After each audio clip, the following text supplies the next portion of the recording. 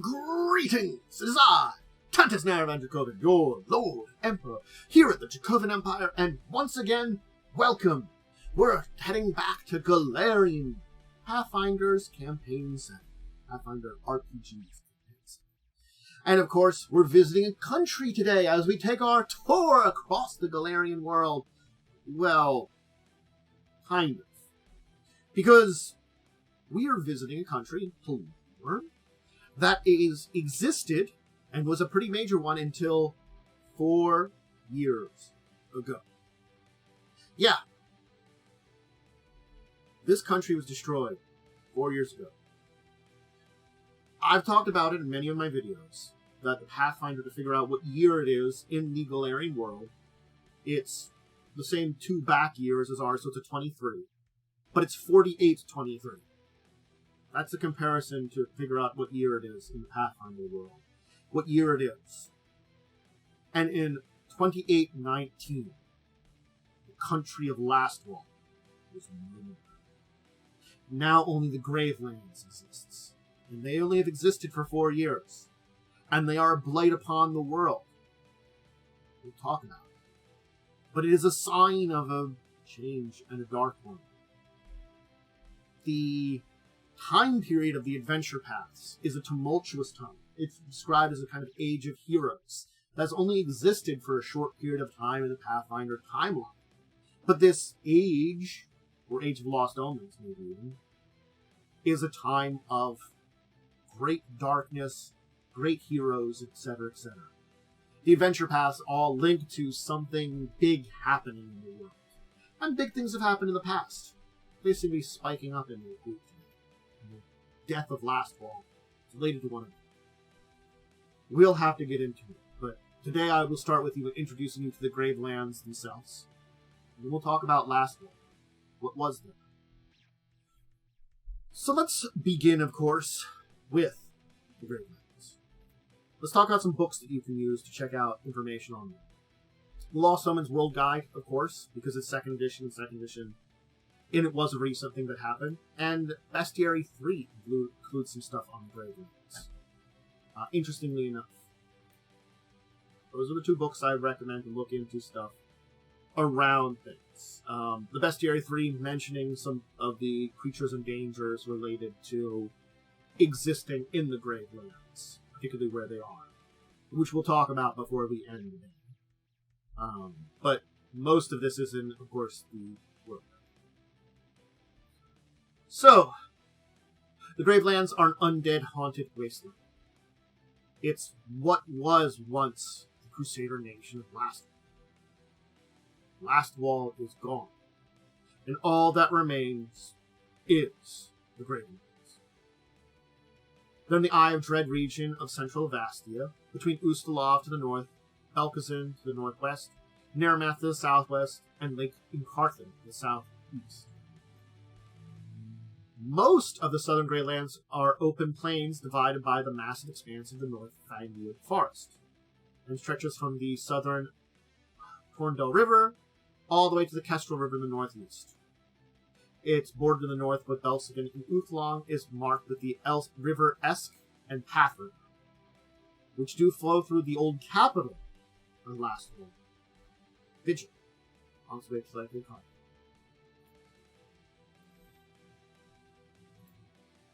So, where does Lastwall come from?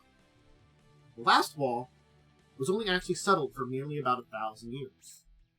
Lastwall was settled at the tail end of the Shining Crusade.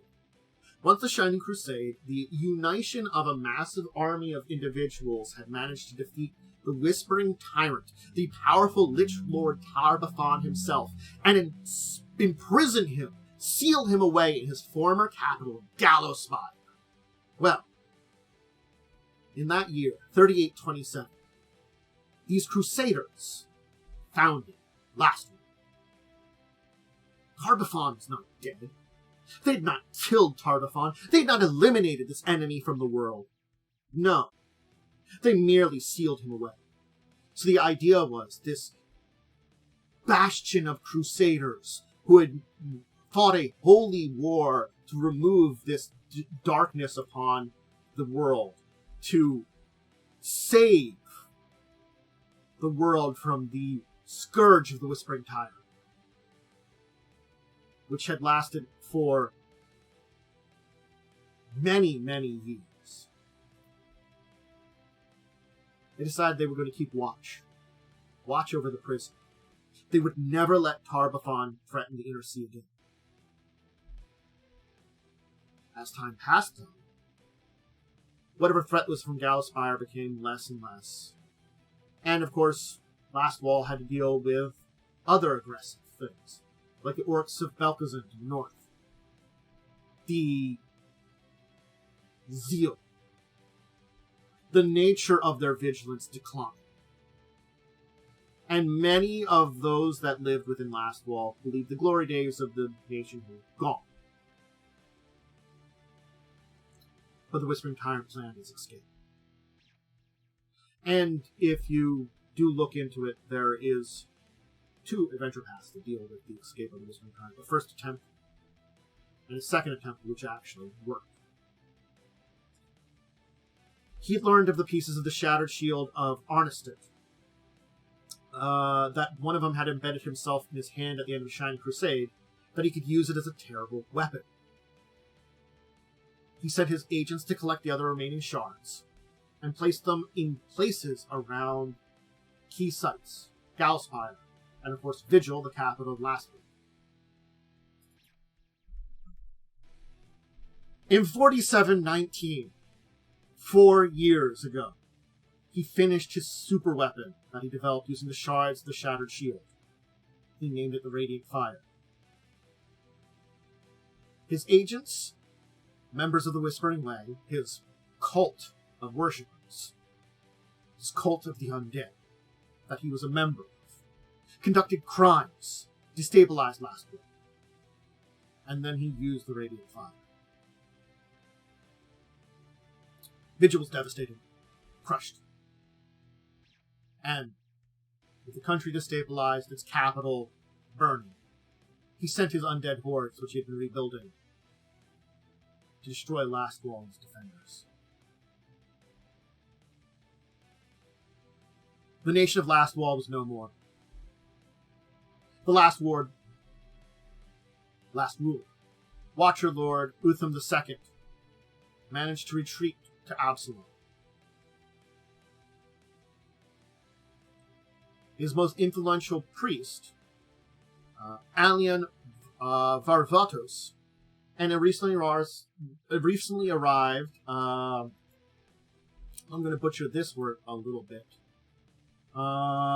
Magambian, who are a Academy of Arcane Learning. Just to know about them. So, they're from the Mwangi Expanse, their Academy of Learning. They recently arrived, and they were philanthropists from there. They organized evacuations from the port of Velamis. Those that escaped, well, there were some that did. Plenty. Most died. The country burned. Between the Radiant Fire and the undead hordes, death became last. And the Gravelands.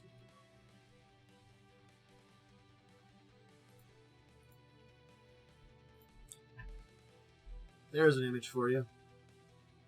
That's the Gravelands. Nice depiction.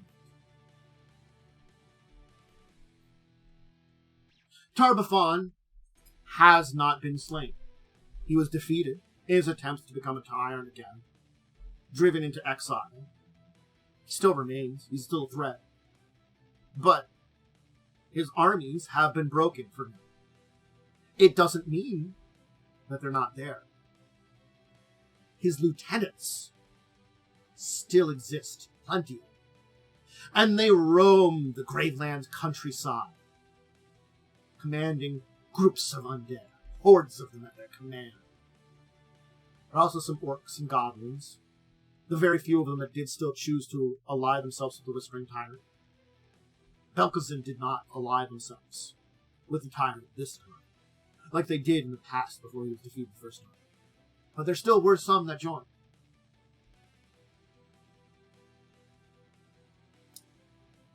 This land, traveling on is to invite death. But there is a group that still survives there. The surviving Knights of Ozun. They still fight evil there. They've called themselves the Knights of Lastwall now, renaming themselves. Those that survived, of course, fled through the way of the port. There are still some which live here and there in crumbling farms and fortifications. Many of their legendary fortresses, which I will talk about in a little bit here, Castle Everstand, Castle Firmine, are empty. No garrisons, no supplies, and those that tried to live had to flee, or face hunger and starvation, something the undead guards don't feel. In the region, of course, there are refugees, those few survivors. Places like Califas, the Ustalav capital, has a number of refugees now, and the unfortunate thing is, in places like that and other places, they've had mistreatment, not the best feeling. Califas is probably a pretty bad one. There's a lot of xenophobic attacks on them because, honestly, Ustalav has suffered from the Whispering Tyrant and undead for so long that certainly they fear people coming in from there are bringing in death. Whether they are or not, that's impossibility to say.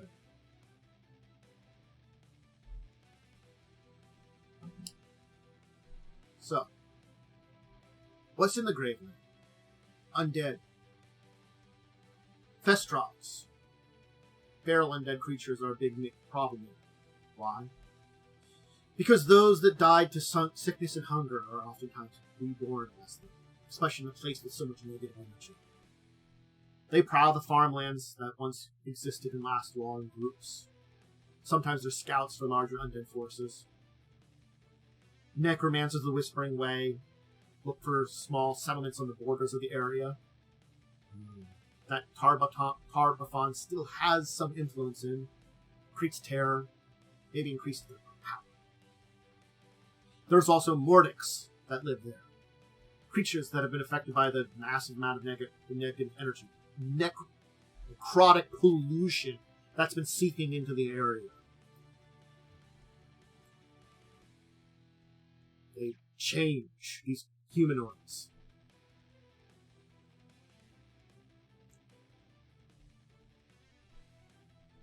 They obsess an inhuman hunger, kinship with undead. They're half dead, still sort of living. Yeah. There are life features, which are a type of Mordic orc, are the most common. It's the Gravelands. Let's talk about some of the places in the Gravelands and some of the places that existed. Because this is what kind of going to be our connection between what once was and what is. We can start, of course, with major features geographically. I talked about the River Esk.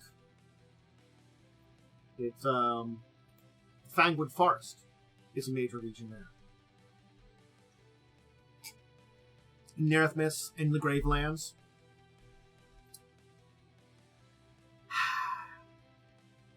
The northern part of the Fangwood was always avoided by Lastwall's inhabitants. It was impenetrable, hostile. There was very dangers in there. Orcs, green dragons, red caps. It remains the same, mostly. Regardless of the death of Lastwall, the Fangwood remains. And honestly, not to say that the undead couldn't wander in there. There's plenty of stuff to deal with. There was the Ghostwood Marsh, named for the wood and wisps that lived there. It spanned the border between the Hold of Belkazin and Lastwall, and a lot of beings, both human and orc, avoided it. Again, a place that was avoided. So perhaps another place that hasn't really felt the sting of undead as much.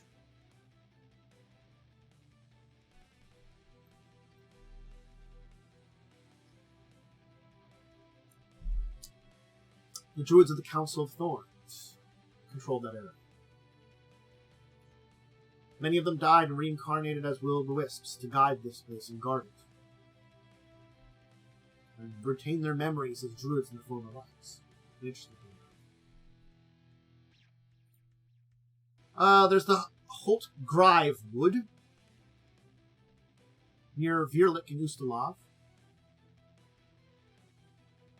Virlik, of course, being a realm, well, where Gallowspire is. Werewolves. Big thing in that area. Might still be. Hard to say. The Kestrel River, and of course Lake and Cartha. Big lake and plenty of rivers. Well, let's talk about the settlements and places of interest that were once there. The great castles and locations you could have visited. And then we'll talk about Lastwall. Assets. There was Arlenstead, a small town, mining town, far north of Lastwall, bordered on the hold of Belkazin, near Virlik.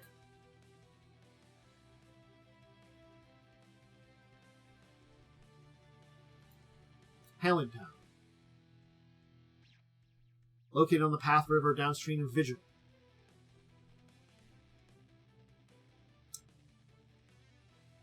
It's situated on the foot of a high tarn rising to the shores of Lake Hallonis. It became home for workers from the salt mines of Virlik Hills and nearby Ustalav. Salt was transported by mule along the river.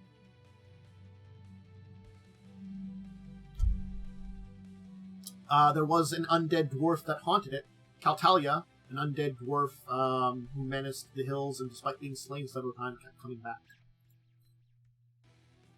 Rossler's Coffer, southwestern Lastwall, when it existed, near the border of Hold of Belkazin.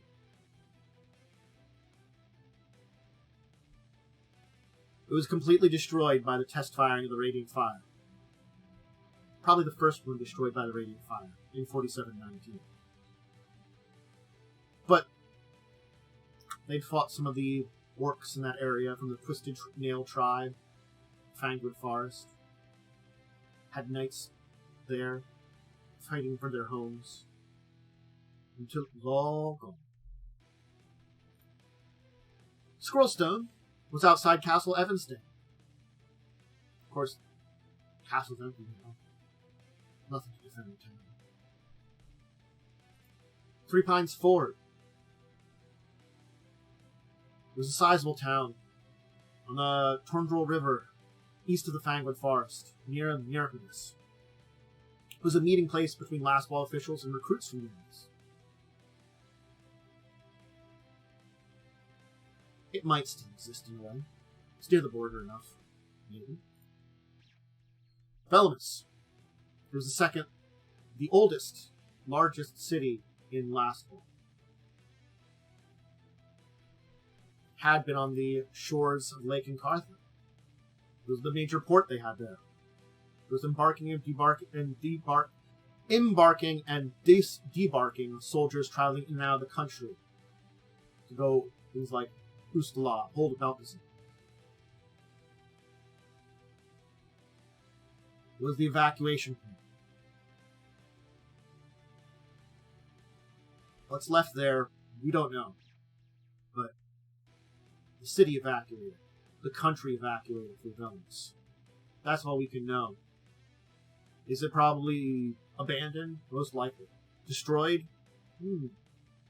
In fact, of all the cities and large places, it might still be relatively intact.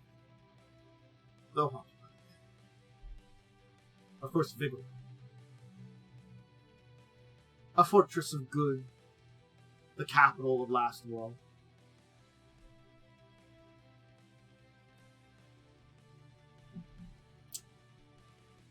It ended. Radiant fire came down upon it, destroyed it. Now it's just ruins in Graveland. When it existed, it was a massive, powerful fortress city. 2 concentric walls circled it. Small opening in the harbor of the Path River. Thick outer walls and towers made of granite. A wide moat of water from the river. Gatehouses. 6 towers on the outer walls, bathed in magically created light. The inner walls rose higher than the outer walls, were whitewashed, the castle overwatched. Ballistic catapults, trebuchets, guard the city day and night. Gardens with flowers, animal pens, sheds between the 2 walls. Rastal's faithful. Simple, blocky, solid buildings. Many different types of buildings. Clearly marked. Streets and alleys, market stalls, carts, packed by nightfall. Watchers tore a rocky hill within the castle overwatch at its peak. That was...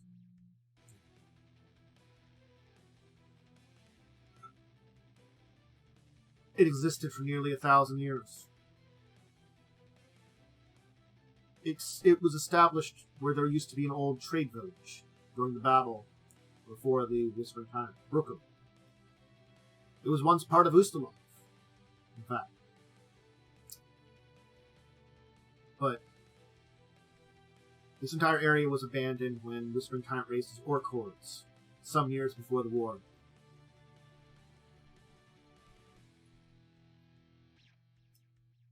Fort Olirant, was established here, in the abandoned village. It's where Iomade, as a mortal, rallied the Knights of Ozim before she ascended to godhood, and had her famous counterstrike against the Whispering Time's hordes, backing them to Kalospire. This drove him back, but again it took 3 more years to defeat him. But still, the fort became the city. Vigilance. The Lord Watcher of Lastwall resided here. The final authority over all that matters relevant to the persecution of the Horde. Of the Crusade. Is that Horde? Had been a lot there. All in ruins now. Vigilance.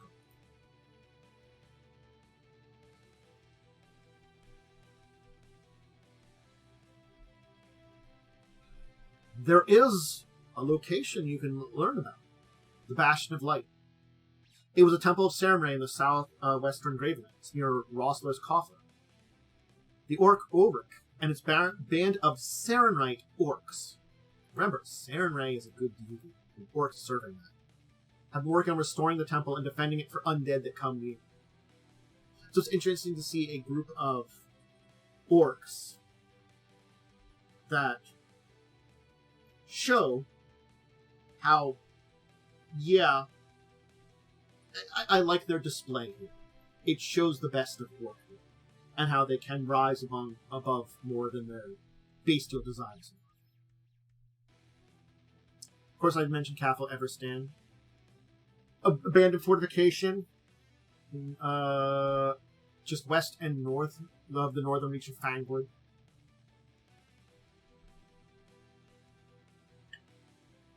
Abandoned by the force commander during the Lastwall fall. So, another abandoned fort, along with Castle Fearing, just south of Ghostlight March. Both now abandoned.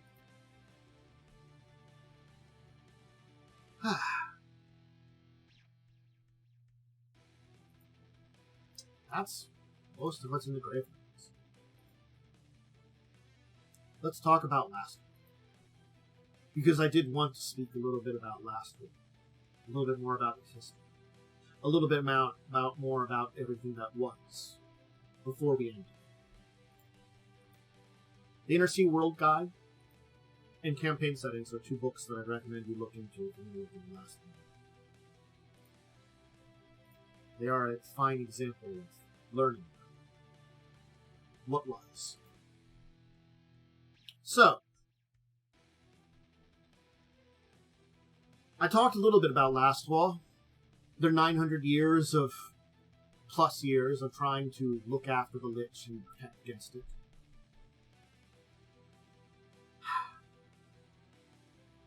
It was a province of the Empire of Taldor when it was formed. The Shining Crusade had lasted 74 years.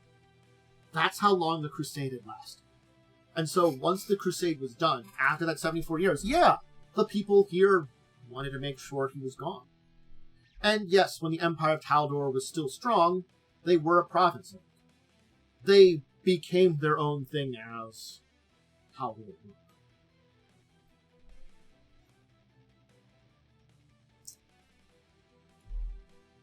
Carbithon had wanted to conquer Avastin, conquer the world, stupid say. With Taldor at its height of power, the Dwarves of Kragadon, and of course the Knights of Ozin, they united together to be the Shining Crusade. It took them 26 years to have a beachhead at Velamis when it was still in Ustalav. It took them even longer, of course, to reach Gallowspire. And then, of course, sealing him away.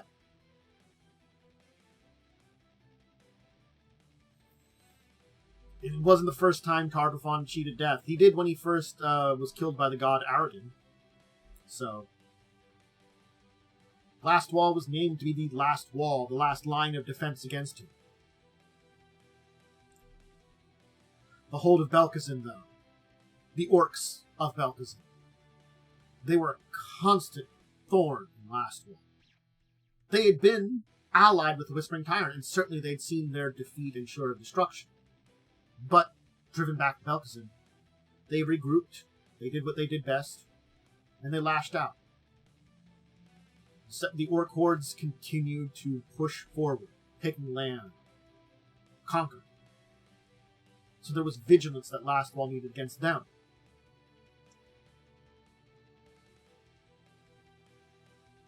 They were pushed back multiple times. The last one being Harkris blockade held into 4517. Before it was pushed back to the final border invasion, the Horde one.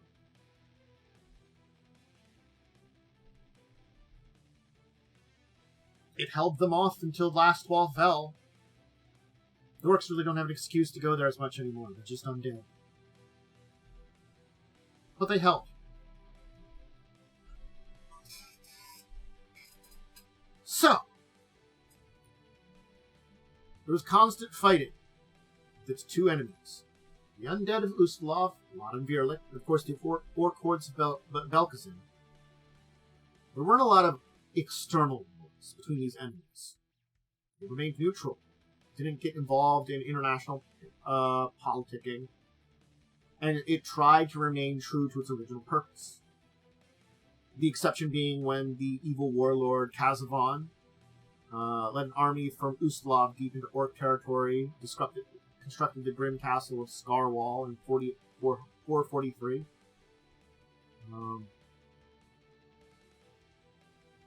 They saw Kazavon as a potential ally first. He was fighting against the orcs, and certainly wouldn't take kindly to the undead.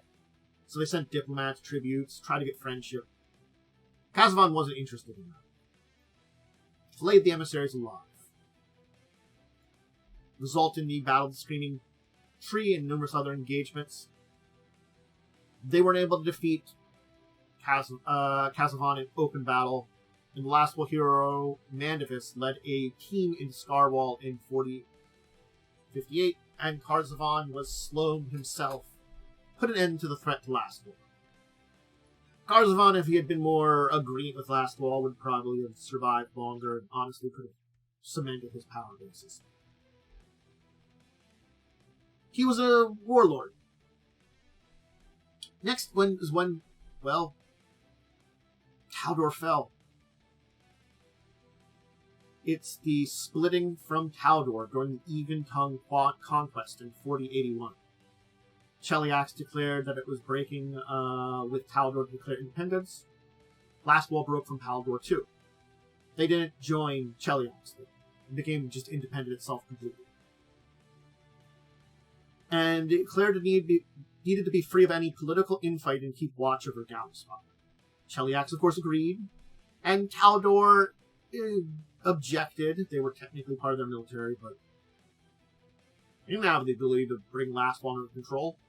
They were not a military threat at this point in time. But Taldor did continue to provide funding and recruits for Lastwall for many centuries afterwards. And then, of course, the Great Seal, the Whispering Tyrant, was broken in 4719, and he destroyed the entire thing. Lastwall. Alright. Just a little bit more to talk about. There's the Crusaders. Soldiers of Lastwall. So, they did elect a single leader, the Watcher Lord. I mentioned that Utham II was the last one there. He was only 29 years old when the nation was destroyed. He proved himself in battle. He was an ambitious leader. He wanted to expand it, secure and expand the borders with its enemies, the hold of Vel'Kazin. He had ultimate power, but rarely exercised this, delegating authority and seeking advice during his rule. He was a relatively good leader.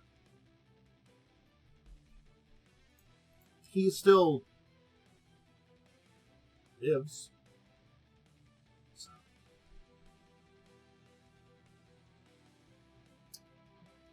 In Absalom, he hopes to build enough support to, well, reclaim Lastwall. So, perhaps, if he manages to get enough, Lastwall will rise again. But till then, that's just a little extra note there.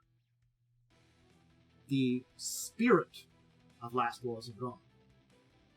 Utham II still has it. Lastwall never had the problem of tyranny, even though the Lord Washer was always in that position.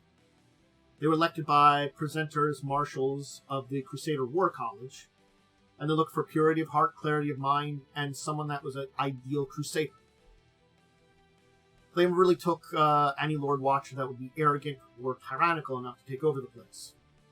They understood that internal fighting would threaten their purpose of taking care of the horrors of Western Ustalav and, of course, holding the orcs of Vel'Kazin in check. There had been some problems with Lastwall's military before they fell. There was a divide between the main government and Vigil, and of course the fort commanders of the borders with the hold of Vel'Kazin. There was a fear from the fort commanders that the government wanted a status quo rather than fighting the orcs. So, there were those in those regions that wanted to take matters in their own hands, didn't get support from Vigil, but never had the opportunities to do so. Since the nation was founded, there were patrols against the orcs, against the undead monsters, plains of Vel'Kazin, Hungry Mountains. These places, they had groups of crusaders going out patrolling. So, and the cavalry of Lastwall was fairly legendary. They were expert-trained horsemen, magnificent mounts, tight formations, an unstoppable wall of hooves and steels. Its existence could cause an enemy rout.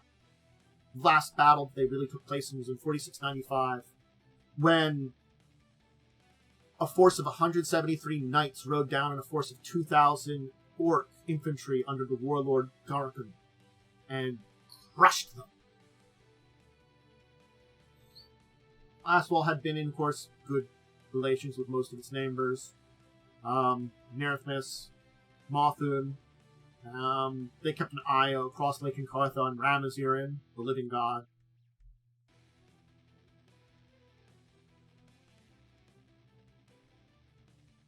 There was some cool relations with Kyonin because they didn't really help with containing the Whispering Tyrant. But they were.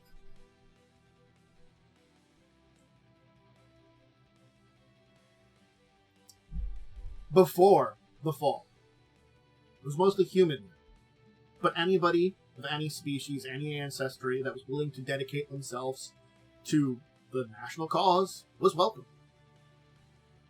They were hardy, friendly people, loved crusaders that came to their land, and many brave individuals emigrated to Lastwall, heading to Mendev to hold back the encroaching horrors of the whirlwind.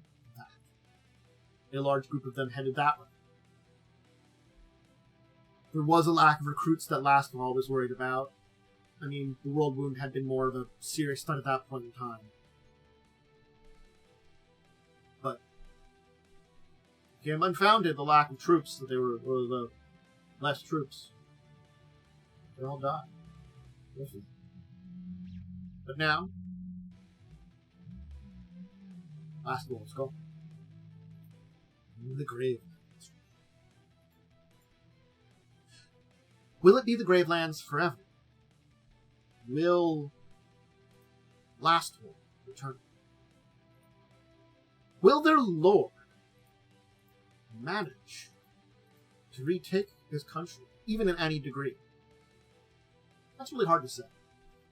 Certainly, there's this call from this group led by the former lord, forced to flee under the destruction of his country, that he wants to reclaim it, purify the undead, fight back against it. And certainly the Whispering Tyrant is still a threat. It has been difficult convincing those in Absalom because he is still far away. But they do recognize this threat. So, what will happen? Will the Gravelands remain the Gravelands? Will Lastwall rise again? Perhaps. It could be a story you tell. It could be a story in an adventure path in the future. Certainly. There are big pieces on the board. A land of undead, and a person willing to lead the fight, lead the forces. New shining crusade to take back their lost lands, rebuild it. But for now, only the most powerful of knights, the Knights of Lastwall, truly patrol the Gravelands. Everyone else, either are foolish or dead. And they can stalk that land, seeking more land, slay.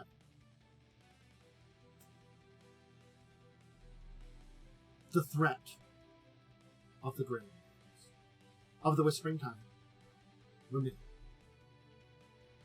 Strengthening our nations. Always a question. But for now, both remain hidden. The Gravelands seemingly continue. The Whispering Tyrant, biding his time, preparing his next plan. He has now. He is rich. And he is free.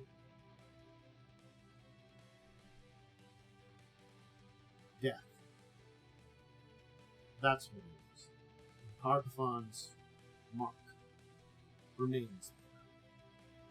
For now. I hope you enjoyed today.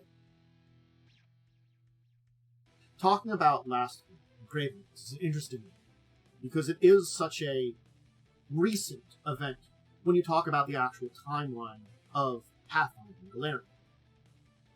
When we look at adventure paths, their canonical dates are always when they were released. Remember, I said replace the 20 that we have with 48 and the back year. So an adventure released in 2019 was 4819, aka Harpathon goes up. An adventure path released now is 2023. And 2023 is 4823. That's 4 years. It's a very new rule. It did not take a lot to crush an entire nation, a large territory, and reduce it to nothing.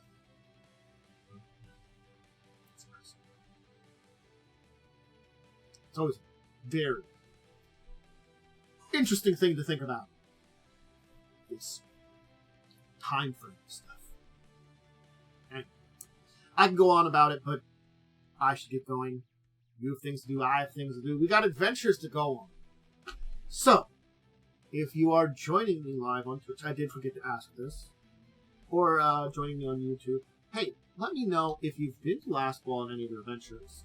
If you did the adventure with the Fall of Lastwall, where we became the Gravelands, or maybe you've done some adventures related to the Gravelands. All three of those things are possibilities you could have done, and honestly, very interesting ways. I did the previous adventure before this, Carrying Crown, which was the first attempt to free Park Farm. I ran through that adventure path and ran it a few times. I never did the one where the Kite actually got through. Interesting. If you have enjoyed being here, please, if you're joining me on Twitch, leaving a follow there. If you're joining me on YouTube, hey, leave a subscription there, a like, the comment, as I said, ring the bell if you already subscribed. And if you're on one or the other, go to the other and, help me out and stuff like that. Just those basic supports of follows, subscriptions, whatever is appropriate for the just basically clicking a button on these places helps. It just helps engagement and stuff like that. I have social media. I have a twitter.com link, and of course I have a Discord. I usually just give some basic brain farts, schedule updates, and all that kind of stuff in those places. And, I engage to a loose degree on both. Excuse me. I think that's it. If you want to check out more tabletop-related stuff, the schedule is as follows every Tuesdays and Thursdays, early afternoon, usually between 1 and 2. Thursdays would be my Pathfinder days, where I talk about things from Golarion, so if you want to check those out, I usually do 1 or 2 different episodes there. Saturdays in the late morning, usually around 11 o'clock, that's usually when I drop this stuff. I have a Pathfinder First Edition live show that goes on Wednesday nights. It is about to be good. At the time of this recording, it's about to have its finale. And I will replace it with another, probably Pathfinder First Edition, maybe Second Edition, a few weeks later. But Wednesday nights, that's when I do my Pathfinder stuff. Current show's about to end. New one's going to come up soon. Buccaneer Shackle, I'd recommend watching through at least some of that and stuff like that. It was a fun show. It's been fun to do it. Took us quite a while. We're almost done. And then, of course, discussing tabletop. You've been checking us on Saturday at 6 o'clock. Joining me live then, or you can watch it. It comes up. We talk about news of the week in tabletop and some interesting deep discussion topics. So, that's all my tabletop stuff. I hope you all enjoy it for now. More stuff will probably come in the future. I hope you enjoy these long-form videos I do, where we go to these topics like this. And I just talk about it. I can give you sources. I can recommend the Pathfinder Wikipedia, which I often use a lot of times. Hearing about places like this and the interesting things that have happened there over the years, and some of the tragedies and strengths that exist in the Golarion world is always fun. And I hope you've enjoyed it. But anyway, I'm going to go in. I'm going to say until the next time we meet and chat and learn about some more things, I bid all of you out there a deep and heartfelt farewell.